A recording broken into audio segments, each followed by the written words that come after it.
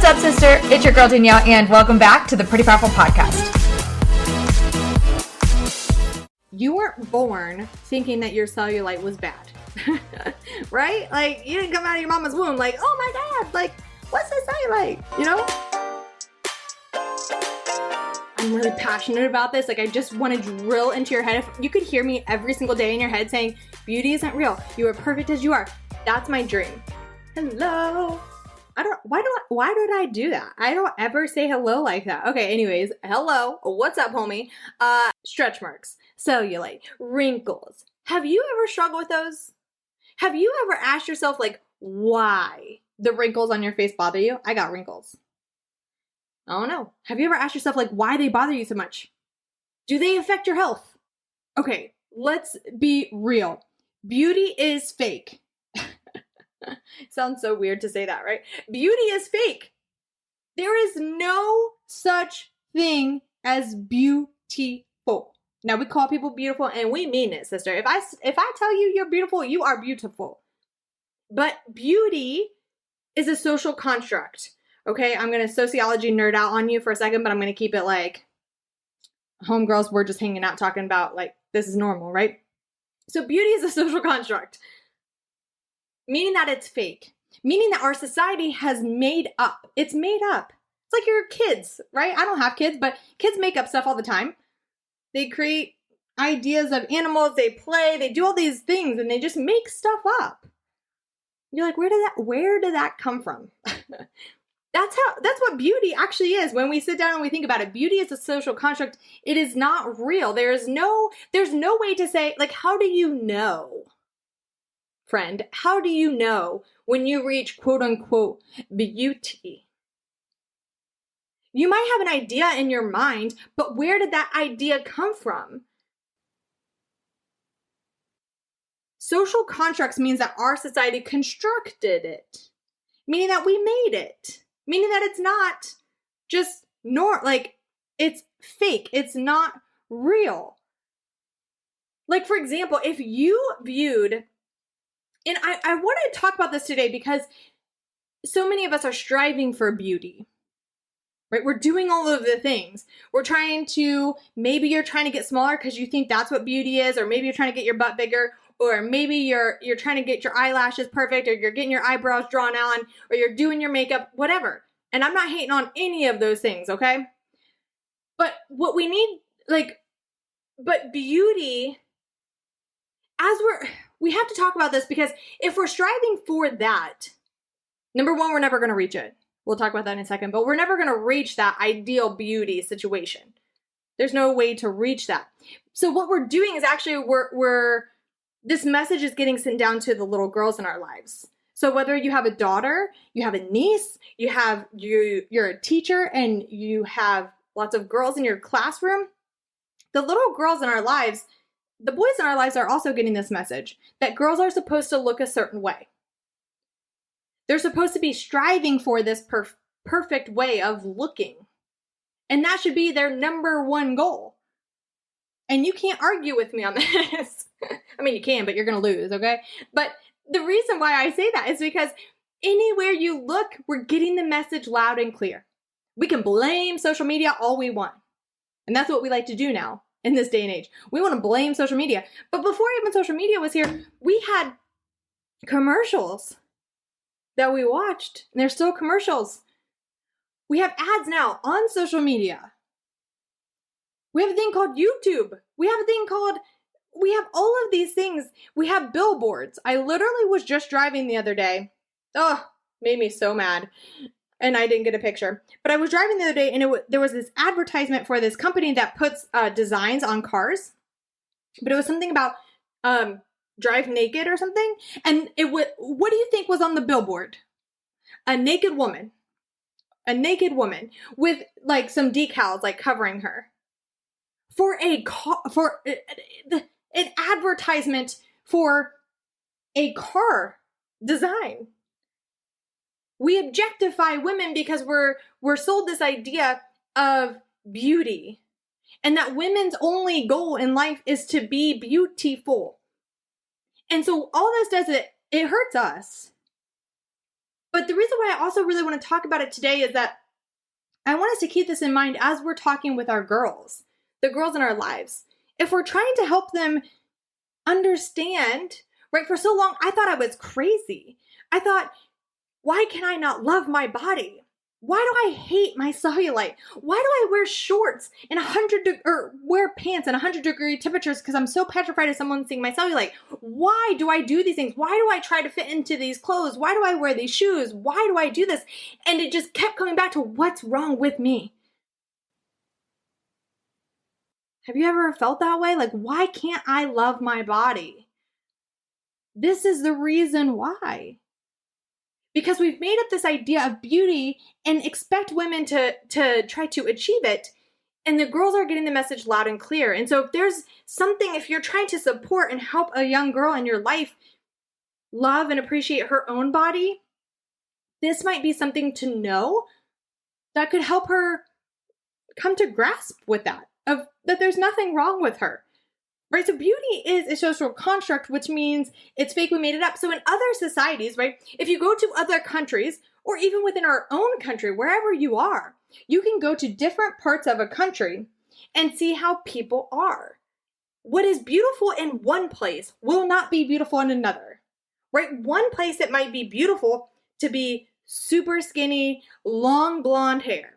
In another place, what's beautiful to them might be having a larger waist, larger hips, long brown or short brown hair. I don't know, okay? One place it might be straight hair, one place it might be curly hair, one place it might be thick, one place it might be small, one place it might be, you get the point. If you look across different cultures and countries and societies, you will see the differences in what is considered beautiful. And if you try to fit in one place, you're going to have to be one way, and then you're going to have to change your choices and how you portray yourself and how you try to become beautiful. You're going to have to change those things to fit into what beauty is in another place, if you choose to try to do that. So when we can understand this, we can understand that it's not our fault and that there's no way we could ever be quote unquote beautiful, because there's not one way to be beautiful. It's based on our society that made this decision for all of us. And it changes, right? We can talk about different countries, but think about the different years. What's beautiful now wasn't beautiful 50 years ago. And what was beautiful 50 years ago wasn't beautiful 100 years ago. So there's no one way to be beautiful. The reality is that in our society, there's a $550 billion industry that profits by telling us our flaws, by pointing out our flaws, so that way we want to invest money and our time and energy into changing them. That's why we buy eyebrows and buy eyelashes and do makeup and fix our hair in a certain way and use different creams and potions and lotions to get rid of wrinkles and cellulite and stretch marks. And if you look at all of the advertising, the first thing they point out is your flaws. But who decided that that was a flaw? So, beauty is a social construct, meaning that it's fake. Which, if you're like me, that makes me just feel like I can take a deep breath. Right? Okay. Like, I'll never achieve it. That's cool. Like, it's not a thing. Like, it's not real. I don't have to achieve this thing because it's never going to be achievable to anyone. So we also get to realize that there's such thing called science. I love science. I think it's cool. I'm not really, I don't know much about science. I do social science, so it's a little different. But according to science, so just for one example, think about this, right? So again, for me, it was always my cellulite. I wanted to get rid of it. I spent all of my high school graduation money on a procedure to get rid of my cellulite, which, by the way, didn't work, so don't do that. But that was something from about 6th grade. I only wore pants. Even when I would be in Orlando at Disney World, I would be wearing pants in 100-degree humidity. Like, what? All because I thought something was wrong with my body because it wasn't beautiful enough. But what I know now, when we can look at science, cellulite, for example, you can look up anything, wrinkles, whatever. But cellulite, women, like, here's just the science behind it. Women have connective tissues arranged vertically under the skin. And I don't know this, but a medical resource told me this. Okay? I'm not trying to act like I know medicine. I don't. Okay? But women have connective tissues arranged vertically under the skin, where men do not. Cellulite fat cells can push through the vertical connective tissues and against the outer layer of skin where it is easily seen on females. Isn't that lovely? That's beautiful, right? And men's, it's not vertically. It's different. And that's why majority of women do have cellulite. It doesn't affect our health. It doesn't affect it doesn't affect our heart. It doesn't affect our body, our ability to walk. It doesn't affect nothing. The only thing that it affects is how we feel about our bodies because we've been told that it's ugly and we need to change it. So with that being said, then isn't it cool that then we can say, okay, well, scientifically, it's not my fault that I have cellulite. Scientifically, like, this is normal. But we don't ever think about these things because we just live in this world that keeps telling us beauty, beauty, beauty, and here's how to get rid of your cellulite. So, I want, though, before I jump off of here, because I know I've kind of been on a tangent, like, I'm really passionate about this. Like, I just want to drill into your head. If you could hear me every single day in your head saying, beauty isn't real. You are perfect as you are. That's my dream. Okay? That's what I was put on this earth to do, is to shift your mindset around how you feel about your body. So you love and appreciate your body so you can think about it less, go live your best life. So I do want to give you a few things to do that you can do to feel more beautiful. Because what I need you to know is that it does feel real. For me, for you, and your feelings are valid. We live in this society that it drains us, right? It like floods our brain with all of these negative thoughts about our bodies. And so it's only natural to want to be, quote unquote, more beautiful. It's only natural to want to change our bodies when we're told all the time, like, that's the goal. So I don't want you blaming yourself or getting frustrated with yourself if you don't love and appreciate your body as it is right now, because your feelings are valid. We live in this society, okay? So there's no need to get upset with yourself. So how can we feel more beautiful? Here are 4 quick ways. You ready? I think I have 4. I don't even know. I'm just going to roll with it.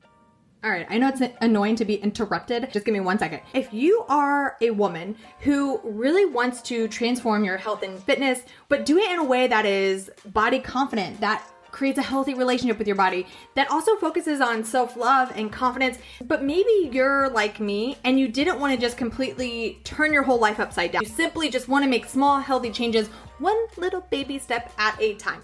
If you're saying, yes, girl, then the Powerhouse Moves program is for you. This is a program I designed where I literally am your coach in your back pocket.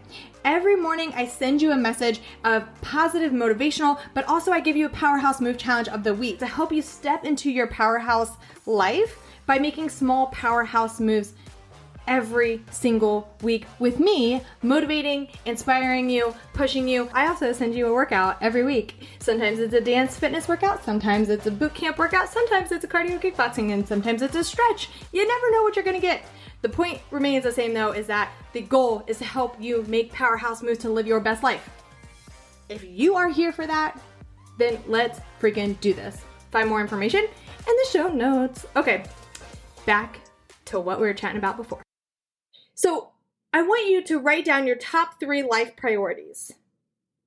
If you're not driving right now, write it down. If you're driving, just think. You're really good at thinking. I know you are. Write down your top 3 life priorities, or think about your top 3 life priorities. Is it your family? Is it career? Is it travel? Is it financial, freedom? What are your life goals? 3 of them. Okay, I'm not going to pause too long because that's awkward on a podcast, but like if you were my client, I would take a big pause right here and like allow you the time to do that. But what I want you to ask yourself then is being beautiful on your top list of 3 life priorities? Did you write down be perfectly beautiful, have the perfect body?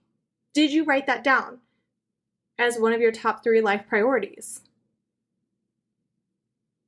If not, then you don't need to consume your brain with trying to achieve that. It's not a priority. What you get to do, right? So how do you feel more beautiful? You focus on your strengths. You focus on your passions. And you focus on your priorities. Because when you can focus on your priorities, what's actually important to you in your life, that takes the time and energy away from trying to change yourself and puts the time and energy into something that actually fuels your life, that brings you joy, that makes you happy, that at the end of your lifetime you can look back and be like, yes, I focused on my priorities. Yes, I went, my strengths, I utilized those to the fullest.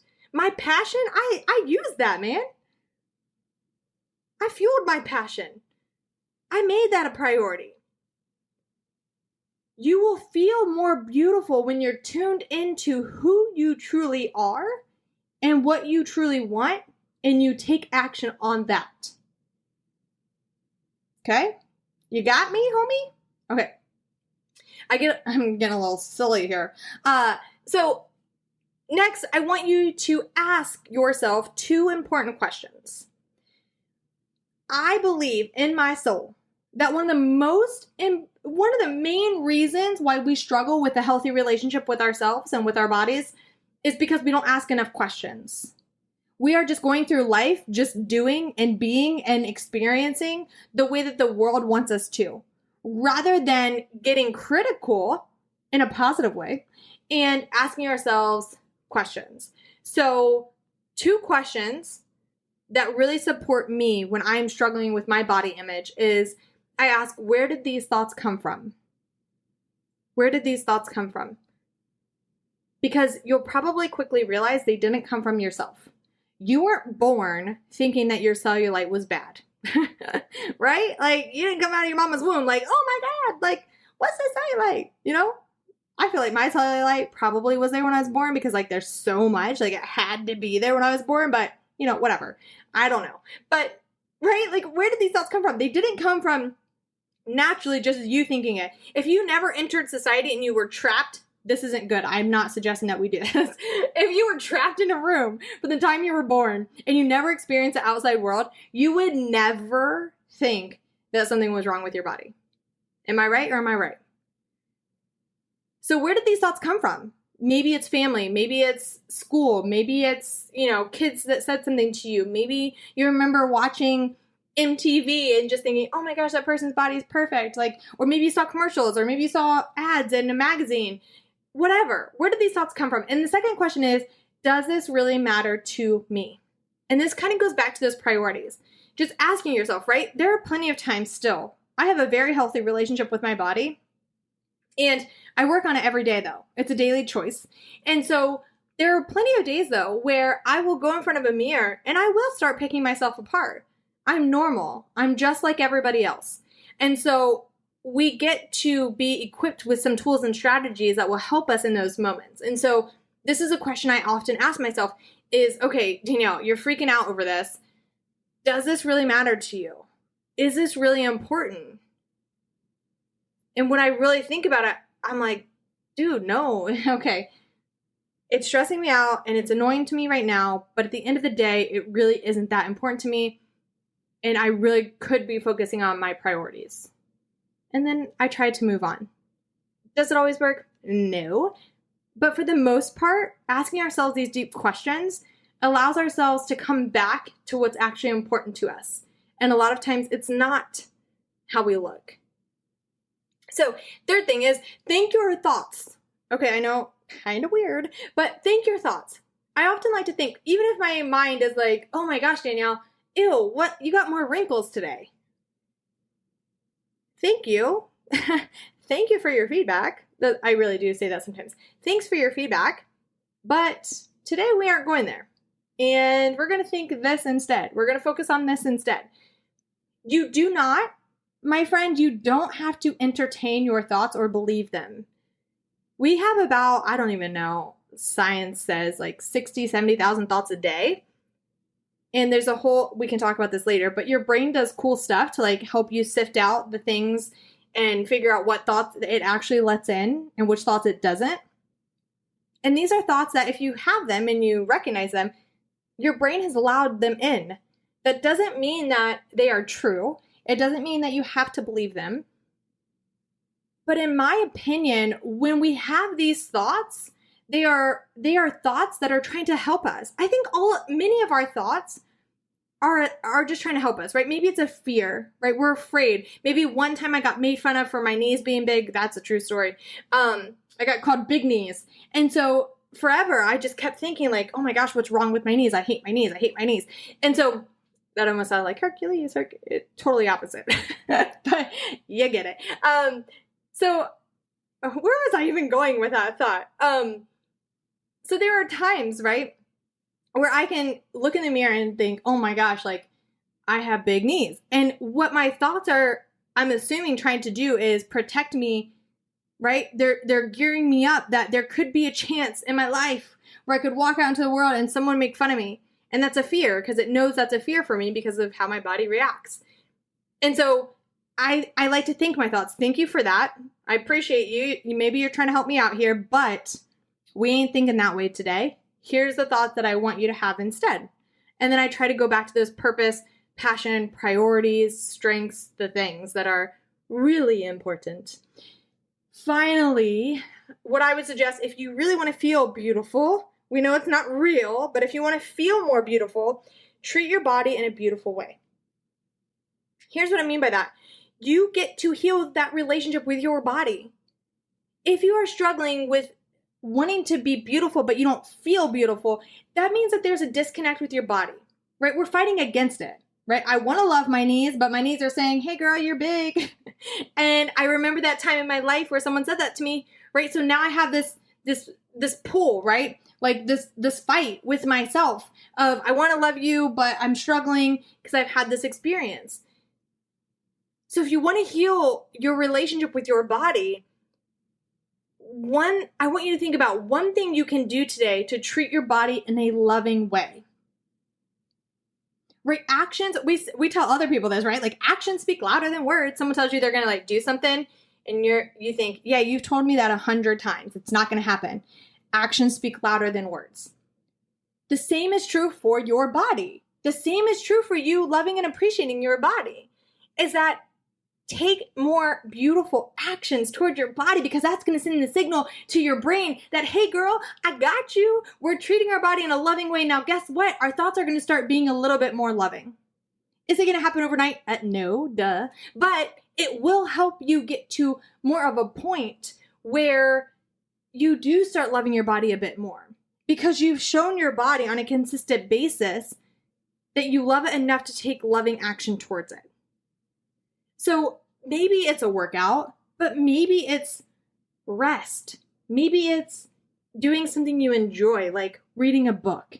Maybe it's going for a walk. Maybe it's playing a fun game with your kids. Maybe it's, eating a veggie. Maybe it's eating a cupcake. Maybe it's what can you do that you can treat your body in a loving, beautiful way today? Because every single second, listen, my friend, okay, so those were my 4. You got this? Okay. Listen, I'm going to go off on a little tangent because I love you so freaking much. I see your beauty. I wish that you could see the way that other people see you. I see how beautiful you are. I see your passion. I see your purpose. I see your strengths. And so all I want for you is to truly know that you are beautiful exactly as you are. Because the beauty expectations of the world are fake. You will never achieve them. So why are we striving for them? Who decided what a flaw was? Who decided what beauty was? Who decided what imperfection is. Who decided what perfection is? You get to decide, and all I want you to do is to take your strengths and your passion and your purpose and to focus on those, because when we can focus on those, we can then long-term fall more in love with ourselves. And when we fall more in love with ourselves, we now can create a healthier relationship with our body because it's part of us. So all of this to say, you are beautiful. But beauty, the way that we have been sold it, isn't real. And there are key things, like these 4 quick things you can try today to start treating your body in a loving way, to think your thoughts and let them go, to ask yourself those important questions about where did these thoughts come from and do they really matter to me? And then writing and focusing on our top priorities. Because when we do that, we can think about our bodies less. And when we think about our bodies less, we are living our best, most powerful lives. And that's where true joy comes from. And that's where true power comes from. And that, my friend, is pretty powerful. So choose one thing today that you're going to do that treats your body in a loving way. Can I get a yes, girl, I'm on this? Hey, yes, high fives. I don't know. This is the weird part about podcasts is that I can't see you and that bothers me. But I want you to share with me what that one thing is. Tell me about it. Let me hold you accountable. That's what I'm here for. I already told you my purpose and my passion and my priorities is to be part of your journey and helping you create that healthy, happy, powerful life. So let me in on your journey, homegirl. All right, before I let you go, as you know, positive reviews for podcasts, especially newer podcasts, are so critical. So if this podcast served you, if you had an aha moment or maybe I could try that, or maybe that's why I have these thoughts, or maybe someone else could benefit from this, please click share it to your socials, send it to a friend, tag me if you have thoughts that you want to share. I want your thoughts, your opinions, your beliefs, all the things that are happening in your world that relate to this. I'd love to hear it. But please drop a 5-star review, tell me all the things, and share this on social. I appreciate you. I believe in you. You are freaking beautiful, exactly as you are. Have the best day, and I will not see you, but I will talk to you on the next one. Okay, bye.